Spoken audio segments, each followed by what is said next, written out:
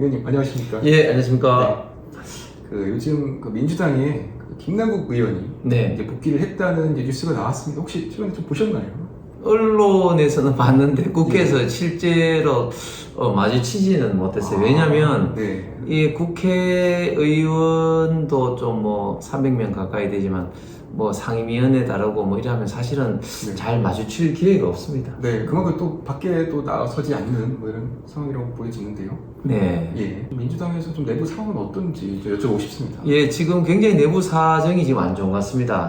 단적인 예를 이제 어제 이제 본회의석상에서 이제 그런 상황들이 제가 볼 때는 좀 폭발했다고 볼 수가 있는데요. 어제요? 예, 상임위원장을 새롭게 뽑는 겁니다. 예.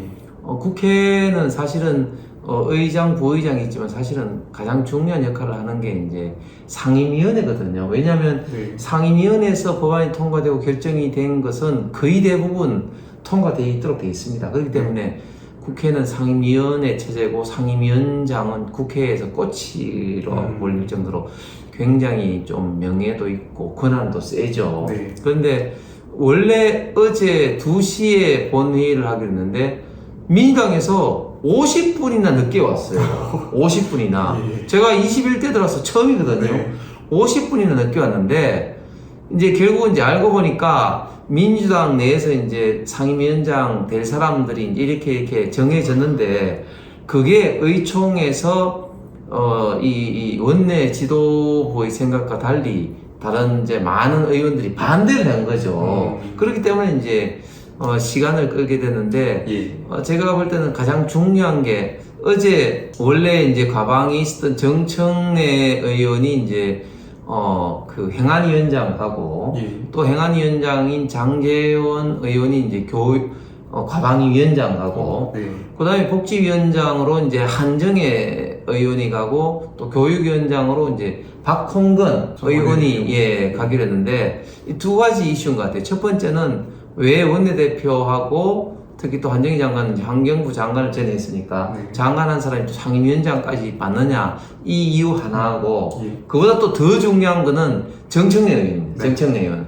지금 민주당에는 좀 암묵적으로 뭐 저희 당도 마찬가지지만 최고위원은 상임위원장을 안 맡는다는 그런 규정이 있거든요. 암묵적인 규정이지만 그런데 정청래 의원이 지난번에 과방위 위원장 할 때도 그걸 좀 깨면서 민주당 내에서도 말이 좀 많았어요.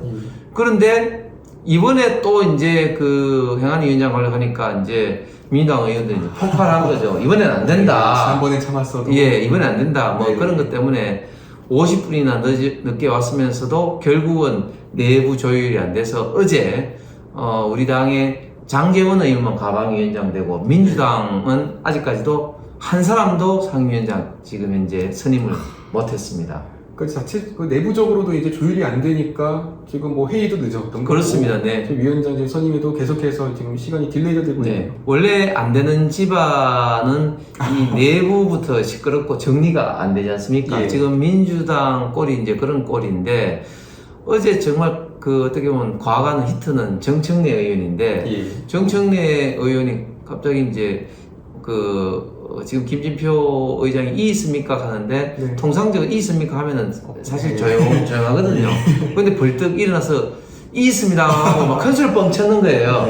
그런데 이게 예상 시나리오가 아니니까 김진표 의장도 처음에 약간 당황하다가 옆에 이제 스태프들하고 이야기하다가 그냥 이제 무시하고 지나갔죠. 그런데 이제 정청래 TV를 보니까 본회의 끝나고 난 다음에 정청래 의원이 본인이 이제 사무실에 가서 이제 정청래 유튜브 TV를 틀면서 이런 식으로 방송을 하더라고요. 방금 정말 황당한 일을 당했다 하면서 민주당 내 반발로 이렇다 하면서 이제 이렇게 했는데 재밌는 것은 뭐냐면 그때 제가 어제 봤는데 어제 기준으로 정청래 TV의 그 콘텐츠의 조회수가 10만입니다. 그게 무슨 말인가 하면은 이런 상황임에도 정청래 의원을 좋아하는 일부 개딸들이 많다는 거죠. 그 민주당에 이제 당대표가 있지 않습니까? 네네. 이재명 당대표가 이제 중심을 좀 잡아줘야 될 텐데 네네. 어느 지금 입지에 있는지. 원래 이런 조율은 당대표하고 이제 원내대표하게 되는데 지금 굉장히 상황이 안 좋은 게 지금 박광원 원내대표는 사실은 이낙연계거든요. 그렇기 때문에 기본적으로 이재명 대표하고는 이 관계가 좀 껄끄러운데 최근에는 이제 김남국 의원권하고 이런 것들이 겹치다 보니까 더 친명 비명 간의 갈등이 좀 심하지 않습니까? 네. 그러니까 어떻게 보면 박강원 원내대표는 이제 비명계로서 지금 이재명 대표하고 굉장히 좀 갈등이 좀 심하다. 네. 일단 기본적으로 당의 투톱이 일단은 갈등이 있는 것 같고, 네. 그리고 그 이외에 특히 이제 정청래 의원이라든지 이런 거는 특수하게도 민주당 내에서도 최고위원과 또 상임위원장을 독식하는 이런 것 때문에 굉장히 지금 이제 민주당 의원들 사이에서도 좀 싫어하기 때문에 네. 지금 당내 갈등이 지금 쉽게 깔아앉지 않을 것 같습니다. 특히 지금 돈 봉투 관련해서도 지금 윤관석 의원이라든지 이성만 의원이 그 검찰에 그렇습니다. 할 때 뭐 우리만 했냐, 홍영표 캠프에서 했다, 뭐 이런 이야기까지 했지 않습니까? 네. 그러면서도 이 상당히 좀 시끄럽게 되고 있고, 특히 또 보면은 양이원영 의원이라든지 현근택 대변인 같은 경우는 또 지금 현역 의원들이 있는 곳에 지금 도전을 지금 하고 있는 그런 형국이기 때문에 또 거기에 있는 의원들끼리도 굉장히 지금 갈등이 있고, 이래저래 지금 민주당은 지금 갈등이 굉장히 좀 많은 것 같습니다. 참 제가 오길 좀 잘했다고 느낀 게요. 언론을 통해서 이 여러 가지 뭐 민주당의 이런 사건들을 좀 접할 수 있었지만 의원님을 통해서 아주 참 민주당 내 현직 의원님이 아니면 들을 수 없는 아주 생생한 좀 정보를 들었고요. 근데 제가 이제 또 오늘 뉴스를 보다가 좀 걱정을 했던 것 중에 하나가 이제 최근에 선관위에 내부 이런 뭐 좀 채용 문제가 지금 거론이 되고 있는데 네. 특히 뭐 감사원의 이런 감사도 거부를 하고 있는 네. 상황입니다. 네. 국민들이 볼 때는 이거 선관위 너무 문제 있다라고 네. 하는데요. 좀 네. 의원님께서는 이번 선관위 내부 채용 문제 어떻게 좀 바라보시는지. 굉장히 좀 심각한 문제고 정말 경악을 금치 못하겠습니다. 예. 1963년 이래로 이제 헌법기관으로 됐습니다. 네. 헌법기관이라는 것은 헌법에서 규정된 기관인데 지금 입법, 사법, 행정 그리고 헌법재판소, 중앙선거관리위원회 5개의 기관만 헌법상의 법률이 아닌 헌법상의 네. 기관으로 지금 정해져 있죠. 그만큼 선관위가 자유민주주의 가장 중요한 정치 이벤트인 선거 관리를 공정하면서도 독립적으로 하라는 그런 의미 아니겠습니까? 네. 그래서 사실은 선거관리위원회가 잘 해왔어요. 그런데 문재인 정부 때부터 선거관리위원회가 참 이상하다고 우리가 많은 비판을 했지 네, 않습니까? 그렇습니다. 예. 특히 정말 국격을 정말 떨어뜨린 소쿠리 뭐 선거라든지 또 뭐 중국이나 북한에서 뭐 많이 뭐 했다고 부정선거 그런 이야기도 많이 합니다만 어쨌든 국정원에서도 해킹의 우려가 네. 많다고 했는데 그런 것도 다 무시를 하는 네. 거라든지, 또 지난번 선거 과정에서 보면 저희들로 봐서는 참 어이가 없는 게 현수막에 내로남불이라든지 이런 것도 못 들도록 했죠. 편향적으로 했었죠. 예, 너무 네. 그 현수막이라든지 이런 것을 승인을 하는데 편향적으로 일방적으로 우리 당 국민의힘 쪽에 이제 불리하게 했는데 사실 일반 국민들은 선관위가 사실 뭐 하는지 잘 모르겠지만 저희 같은 이제 선출직 공무원들은 선거관리위원회가 굉장히 무섭습니다. 그렇죠. 무서워 불위의 권력을 갖고 있습니다. 네. 일일이 모든 것을 다 승인을 하고 또 그것이 위배되면 고발하고 하기 때문에 굉장히 무서운 기관인데, 그런 선거관리위원회가 정말 독립적이고 공정하게 선거 관리를 해야 되는데 이렇게 엉망으로 이제 하고 있었는데, 그 원인이 뭔가 자세히 봤더니 이렇게 내부적으로 인사가 골마터지고 부정부패가 많고 정말 많은 국민들의 공분을 지금 이제 불러일으킬 이런 식으로 인사 관리를 해왔고 채용을 해왔다. 네. 이런 어떤 측면들이 너무너무 정말 그 분노를 지금 하지 않을 수가 없는 그런 어떤 상황입니다. 선관위를 뭐 칼질을 하면은 좀 나아지는 건지, 아니면은 뭐 이 선관위 틀을 유지하되 이런 내부의 고질적인 문제만 좀 뭐 사람을 바꾸면 될지, 좀 어떻게 해야 이게 좀 정화가 될까요? 수사를 해서 현재 문제점을 제대로 밝혀야 됩니다. 지금 5급 이상만 뭐 11명이라고 이야기를 하는데 제가 볼 때는 전수조사를 해서 수사를 하면 훨씬 더 많은 이와 유사한 사례가 있을 것 같습니다.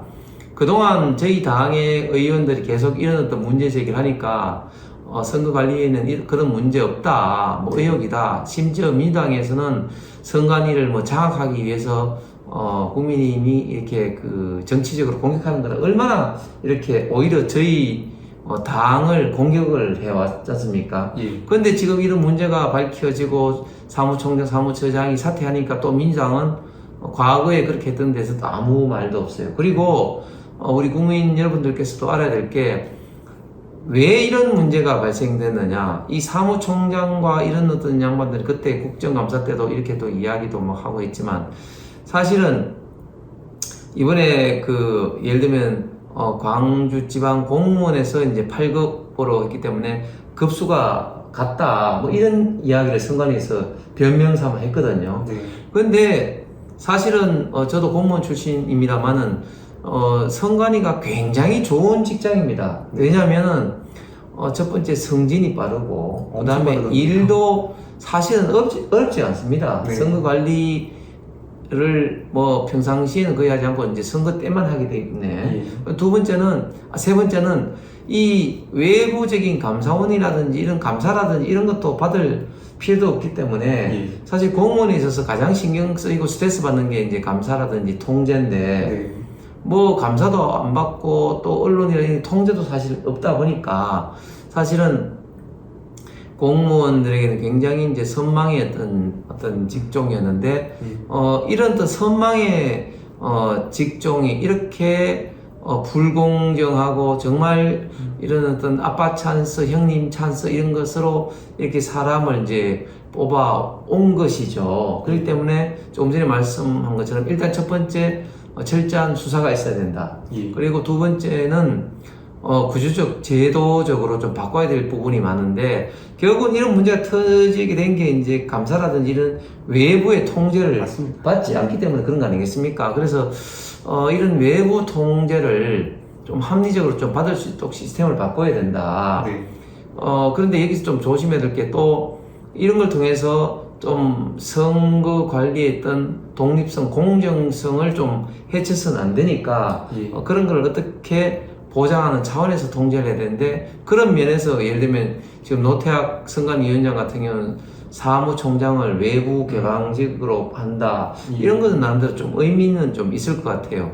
동시에 지금 경력직으로 뽑는 이런 것도 완전히 이제 수술을 좀 할 필요가 좀 있습니다. 왜냐하면 경력직으로 뽑을 때 정보가 한계가 있다 보니까 결국은 내부에 있는 사람들이 그 정보에 접근하기가 뭐 일방적으로 유리하기 때문에 그런 어떤 부정부패에 좀 원상이 되거든요. 그래서 경력직 채용도 바꿔야 된다. 선관위에서 수사라든지 국정조사까지는 몰라도 감사는 받지 않겠다고 하거든요. 이런 사항들이 제가 봤을 때는 사실은 왜 감사를 안 받느냐. 물론 뭐 형식적으로는 우리는 감사의 대상이 아니다. 뭐 이렇게 이야기하지만 그러나 지금은 비상시 아니겠습니까? 국민으로부터 신뢰를 받기 위해서는 오히려 적극적으로 지금 감사를 받아야 되는데 왜 선관위가 감사를 거부하느냐? 감사원이 무서워요.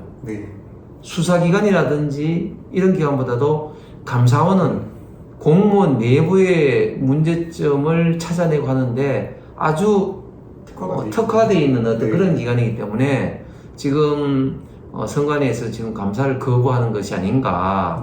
그러면 이런 식으로 거부를 하게 되면 선관위는 국민의 신뢰를 회복하기 어렵습니다. 그렇기 때문에 저는 선관위가 더 적극적으로 이런 어떤 과거의 문제점을 좀 털어내야 된다. 그리고 또 노태학 선관위원장도 이런 문제가 해결되고 난 다음에 저는 사퇴를 해야 된다고 봅니다. 아니, 선관위원장이 최종 결정권자이고 최종 책임자가 아니겠습니까? 본인은 비상근이다 이렇게 하면 정말 그 책임을 회피하고 이런 어떤 상황만을 좀 이렇게 국민의 어떤 불만이 좀 누구를 떨어지는 걸 기다리는 이런 어떤 걸로 막 비춰져서는 곤란하다. 그래서 이런 어떤 문제점을 개선하고 제도 개선을 하는까지는 모르겠지만 그 위에는 저는 노태학 위원장 노영에 대한 응분의 책임을 지는 것이 우리 선관위의 명예회복, 국민의 신뢰 회복에 저는 중요한 어떤 역할을 한다고 봅니다.